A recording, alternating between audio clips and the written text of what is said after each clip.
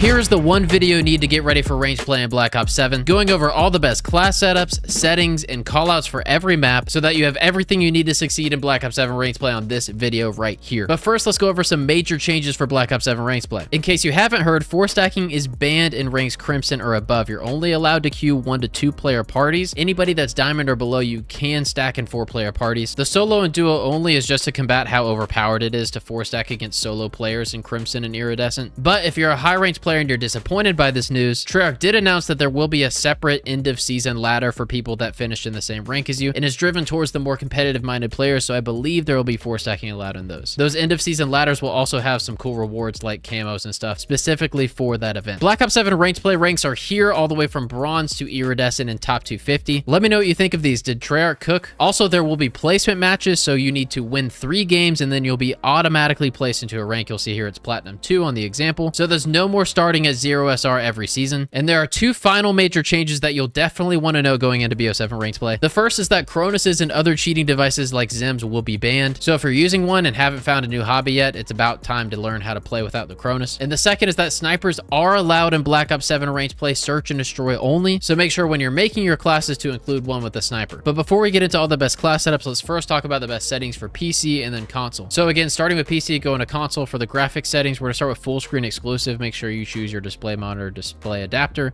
and your proper screen refresh rate and display resolution there. Scrolling down for NVIDIA Reflex low latency, you want to have this on plus boost, especially if your graphics card is better than your CPU.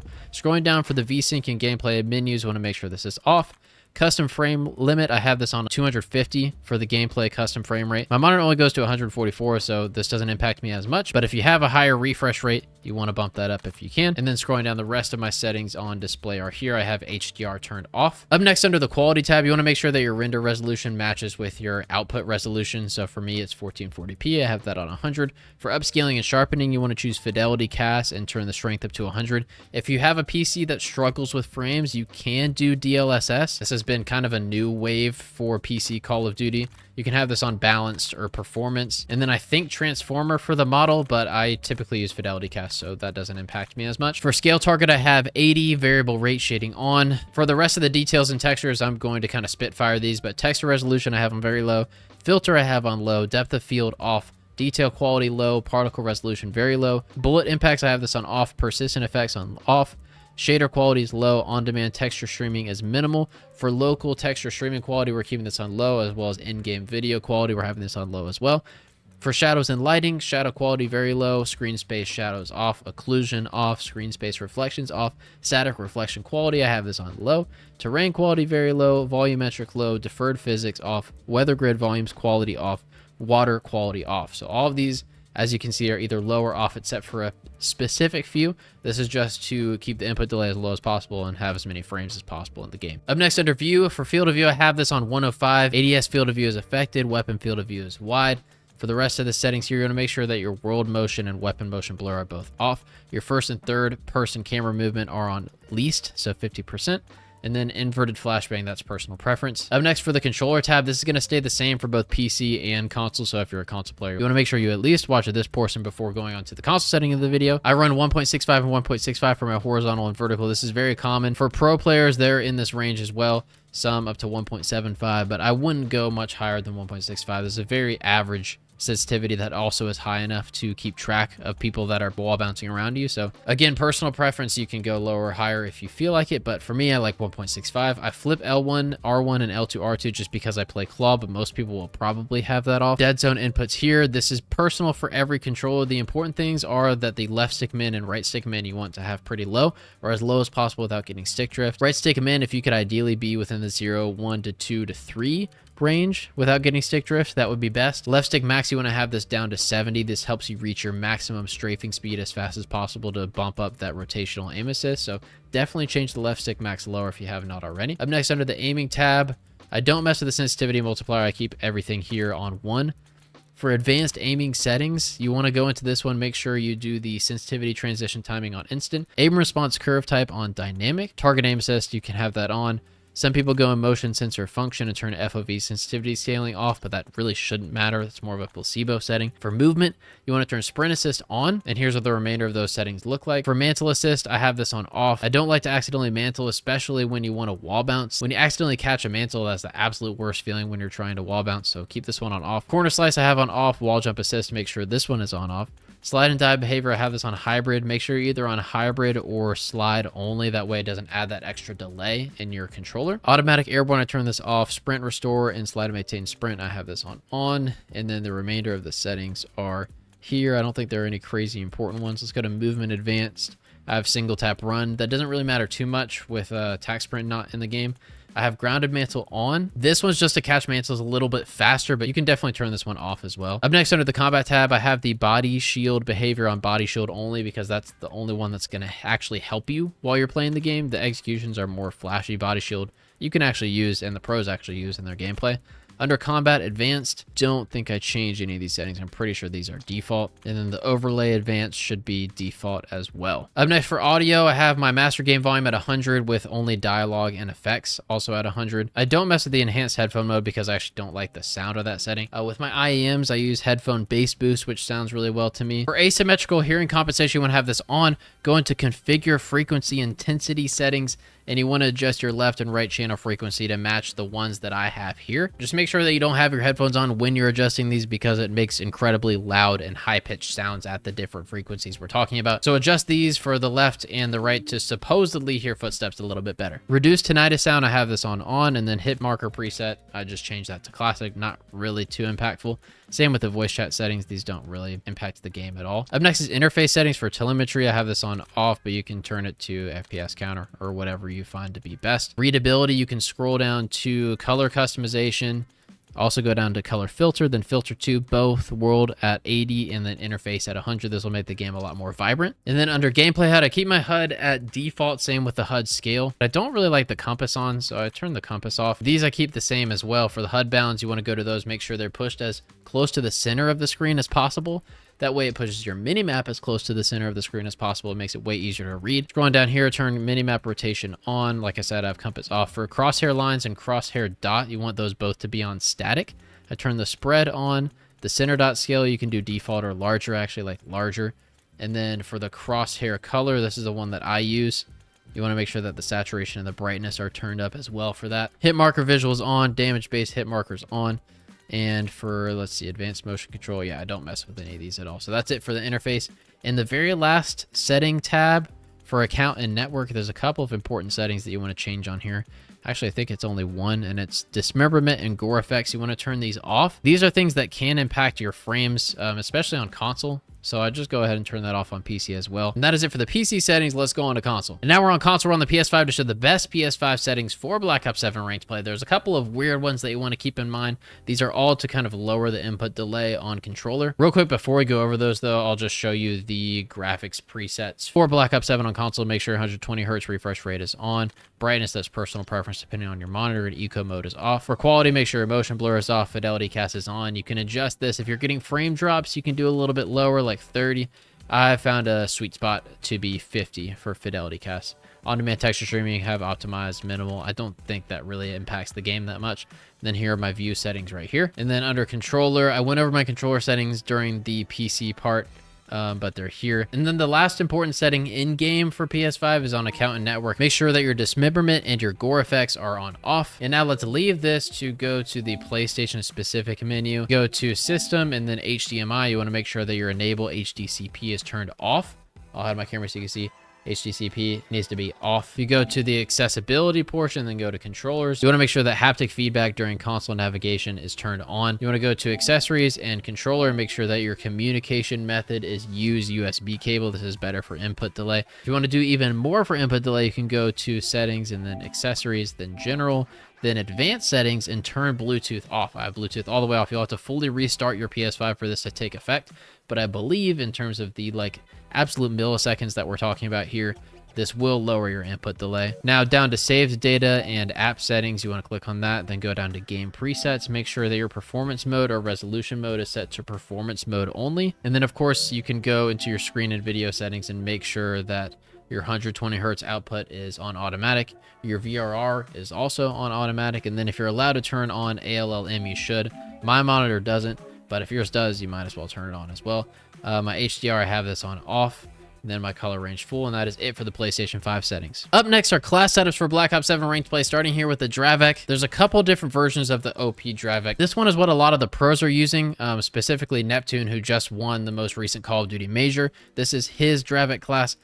I previously have been using no muzzle and then the front gate fast loader magazine. This helps with the aim down sight speed. However, something that's different for Neptune's class is he'll take off the magazine, use the Hawker hybrid. This helps with your slide to fire speed as well as your hip fire spread, which is admittedly very important for Black Ops 7 with people wall bouncing. We have the damage range barrel. We have the aim down sight speed rear grip, which is a little bit different, but I've actually been loving this rear grip, so try it out. For the stock, I have the serval stock for aim walking movement speed, and then the overpressured ammunition for bullet velocity and damage range. This will help you get a lot more kills, especially in that close to medium range. For the rest of the class, it will look a little bit different on day one of range play because I don't believe overclocks will be allowed. You'll still want to use trophy system. You just won't have that overclock on it. Stun grenade and frag. You could use a smoke for search and destroy, and then either a frag or a Simtex. For respawn gammas like Hardpoint, you'll probably want the Simtex, but for search and destroy, especially the nade spots that I've been posting, you'll want to have on a frag grenade.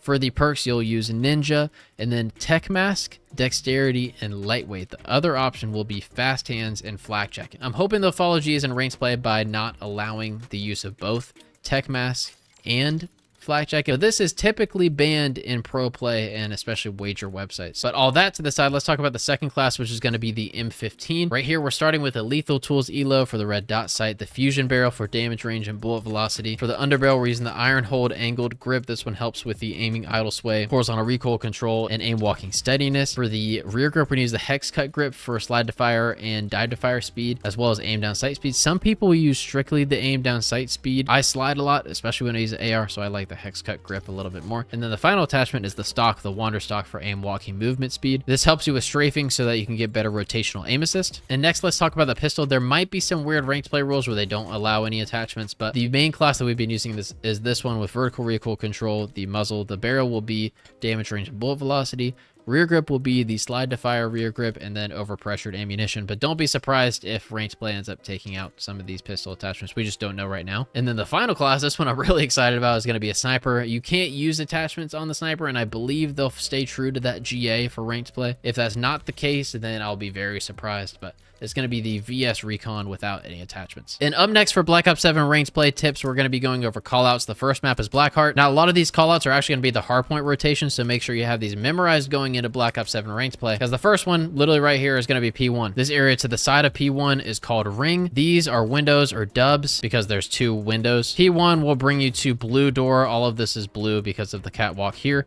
So you can call this area to the side blue. The area next to it is L because of the L that it makes while you're going over towards P4. Going to the backside, this is called open just because of how open this area is. This will lead into P2. So this area right here is P2.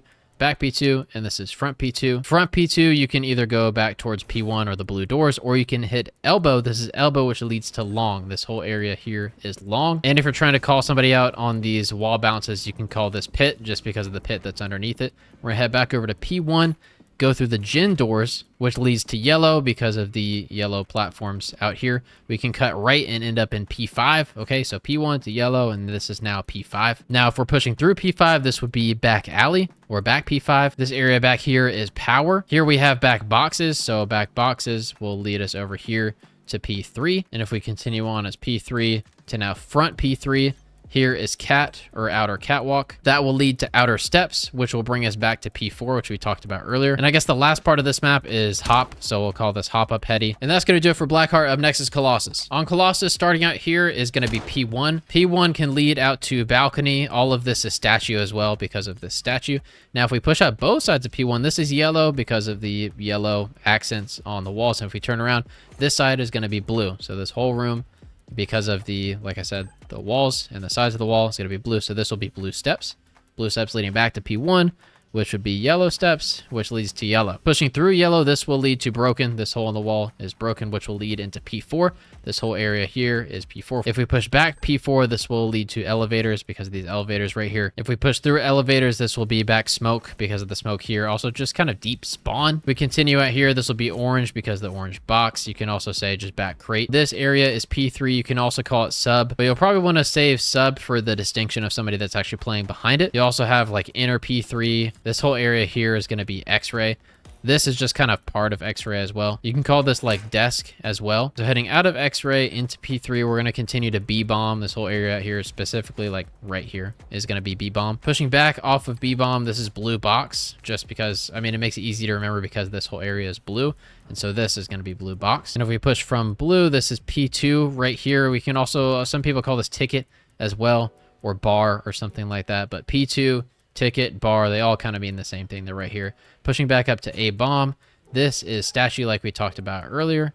And that's pretty much the map right there. Up next is Den, starting here with P1. Now for the top windows, this one is broken because of the broken aspects of the window. And this one is actually a window. So don't get confused by calling out both window like I do. I kind of get roasted for it. So make sure that this one is broken and this one is window. If we push from P1, this is going to be lobby. Lobby will lead into P2. This whole area here is P2. There is the distinction of inner. This whole area is inner compared to outer of the roofs. Some people will also call this lights as well because of the lights there. Pushing roofs, this will be A bomb. This is small. Small will lead into server. This whole area is server. If we push through server to the back spawn, this will be statue because of the statue here. These are also called pillars if somebody's playing back pillars or back desk. Pillars will lead to patio. This whole area is patio. Patio will lead to lockers, and this is dojo. This is one of the primary callouts like dojo heady. You can call this back dojo as well. Leading from dojo, this is balcony. Balcony will take you to 10. This room is 10. And if we go out of 10, cut to the right, this whole area here is P3. P3 will lead you to the mid cut, which will bring you back to P1. But if we go back to P3 and then hit under the arch, this will be pipes because of the pipes back here. Pushing through pipes, this area here is cut. This area is back security. Back security will bring you towards the back spawn, also called tank because of the tank right here. If you need to distinguish even further, some people will be back here. You can call this useless. Useless will bring you to satellite. Satellite will bring you to the garage, and the garage will bring you back up to P2. And the one call that I forgot for pushing through roofs, you'll call this outer roof, which will bring you to P4. This whole area at the tree is P4, and that's going to do it for Den callouts. The next map we're going to be going over for callouts is exposure. Starting here in mid, this is going to be your P1. There's going to be two cuts that lead out of P1. I call this one C1 and this one C2. Some people refer to this one as 6 and this one as 7. But call it what you will, as long as you just say cut or mid cut or something like that, you'll get the gist, or your teammates will get the gist. This is going to be long. This whole area here is long. Mid cut leads to tank or P2. Both of these areas here are solar, so you have top solar on both sides. We'll just call out our top solar or their top solar. Both sides of solar have an inner and an outer. So the outer cut will lead to the back boxes. This whole area here is B-bomb as well. You can call this B-bomb. From the B-bomb area, this is roof, which will lead you to top plat. This is a call you'll make a lot. Top plat will lead you towards P3. Also top window if somebody's playing top window. You can also say low P3 if somebody's playing low or low window or something like that. Going back to the spawns, we'll call this back P3, which will push the back generators here. So this is generators. Gen will just bring you to depths or white truck. Some people play here. You can call this white truck. From white truck, this will bring you to the green plat because of the green area right here. Pushing up, we have pipes, and this will bring you to P5. This whole area is P5. You can call this statue. Some people call this dong as well. I'm really not sure why. If somebody does jump up, you call this top crate. From P5, we'll hit blue. So blue pipes. This will be blue plat. If somebody's playing on this, it'll be a top 18 just because it's an 18 wheeler. From 18, this will bring us to P4. This building here is P4. If we cut out to the left, this will bring us back to solar. Then the last call we need to go over from front P4 is going to be this top ring area. Some people call this top water tower, top silo, top cat. As long as you say top something, people will get the gist. They'll know what you mean. And that is it for the exposure callouts. The next map for callouts in Black Ops 7 ranked play is raid. You shouldn't need raid callouts in 2026, but just in case you do, this is ring. Ring will bring you to pillars, which will bring you to P5 or mid. If we go this direction off of mid, we'll end up at zig. Zig will bring you to art. So low art, like top window. If we turn around, this is driveway. Driveway will bring you to back garage. There's zig right there. We're pushing up towards bed, so this will be back bed, You have a low bed, you have top bed right here. If we jump out of top bed, this will bring you to pool. This is water steps right here. This is tiki. Tiki will bring us up to money. This is money, which will lead us to kitchen or P2. If we go back out to money and go to cutout, this is top cutout. I forgot about basketball back here, but y'all know about basketball. If we push back here, we have spawn, which leads to jungle. Jungle will bring us to laundry, so back laundry. We have top laundry, which brings us back to P1. And that's it for the quick raid callouts. And the last map for callouts in Black Ops 7 ranked play is going to be Scar. We're starting here with P1 or mid. If we go from P1, this will be store or market. Market will lead out to A-bomb. This whole area is red, so you can call out bottom red and top red.